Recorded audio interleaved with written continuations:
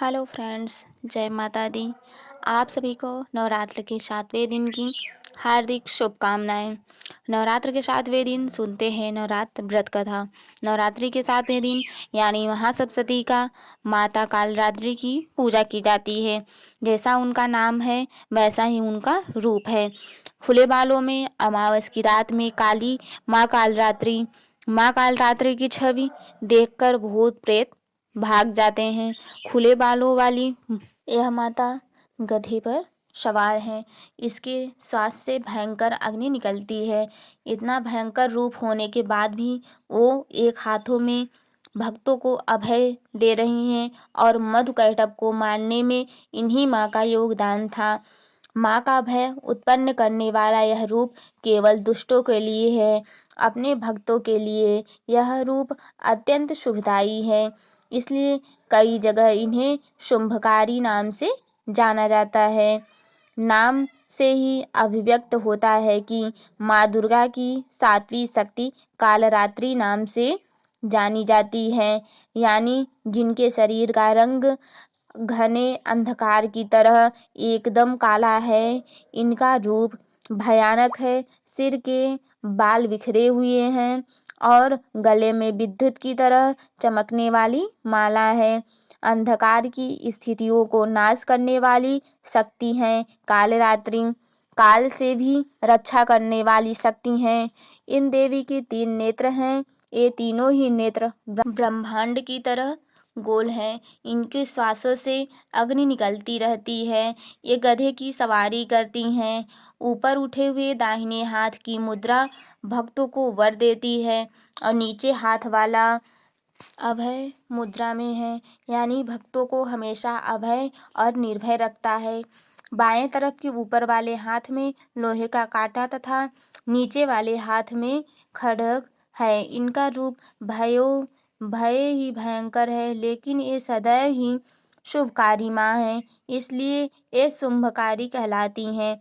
अर्थात इनके भक्तों को किसी प्रकार की भी भयभीत और आतंकित होने की आवश्यकता नहीं है।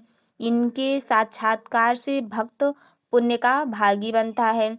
कालरात्रि की उपासना करने से ब्रह्मांड की सारी सिद्धियों की दरवाजे खुल जाते हैं और इनका तमाम असुरी शक्तियाँ इनके नाम के उच्चारण से ही भयभीत होकर भागने लगती हैं। इसलिए दानव दैत्य राक्षस भूत प्रेत उनके स्मरण से ही भाग जाते हैं। यह ग्रह बाधाओं को भयभीत करती हैं और अग्नि जल शत्रु जंतु और रात्रि के भय भी दूर होते हैं। इनकी कृपा से भक्त हर तरह भय से मुक्त हो जाता है। आइए सुनते हैं माँ कालरात्रि के व्रत कथा। जब शुंभ और निशुंभ और रक्तबीज जैसे राक्षसों ने तीनों लोकों में हाहाकार मचा रखा था, तब सभी देवता इसे चिंतित होकर भगवान शिव के शरण में गए और उनसे सृष्टि की रक्षा करने के लिए प्रार्थना करने लगे। भगवान शिव ने माता पार्वती को भक्तों की रक्षा के लिए दैत्य का वध करने को कहा। भगवान शिव की बात सुनकर माता ने दुर्गा का रूप धारण कर लिया, शुंभ निशुंभ का वध कर दिया। जब माँ दुर्गा ने रक्तबीज दानव को मौत के घाट उतारा तो दैत्य का शरीर से निकले गए रक्त से लाखों की संख्या में रक्तबीज उत्पन्न हो गए।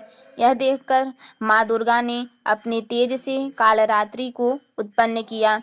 तब माँ दुर्गा ने दैत्य रक्तबीज का वध कर दिया और उसके शरीर से निकले वाले रक्त को जमीन को गिरने से पहले ही अपने मुख में भर लिया। इस तरह माँ दुर्गा ने दैत्यराज के सभी रूपों का गला काटते हुए उनका वध कर दिया। माँ कालरात्रि का आराधना मंत्र है ओम जयंती मंगला काली भद्रकाली कपालिनी दुर्गा क्षमा शिवा धात्री स्वाहा स्वधा नमोस्तुते। माँ कालरात्रि का यह प्रिय भोग गुड़ और हलवे का भोग है। माँ कालरात्रि को गुड़ और हलवे का भोग लगाना चाहिए। इससे वो जल्द प्रसन्न होती हैं और भक्तों की मनोकामना पूर्ण करती हैं। आइए अब बात करते हैं माँ कालरात्रि के पूजा विधि के बारे में। इस दिन सुबह उठकर स्नान आदि से निवृत्त होकर और अब माँ कालरात्रि का स्मरण करें और माँ कालरात्रि को अक्षत, गंध, धूप, पुष्प और गुड़ और नैवेद्य का श्रद्धा पूर्वक अर्पण करें। फिर माँ को उनके प्रिय पुष्प रात रानी चढ़ावें। फिर माँ को कालरात्रि के मंत्रों का जाप करें और सच्चे मन से माँ की आरती उतारें।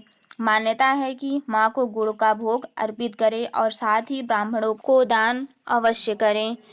और माँ कालरात्रि की कथा यहीं पर समाप्त होती है। अगर माँ कालरात्रि की कथा आप भक्त सच्चे मन से सुन रहे हैं तो उनकी मनोकामना अवश्य पूरी होगी है। वीडियो के यहीं पर समाप्त करते हैं।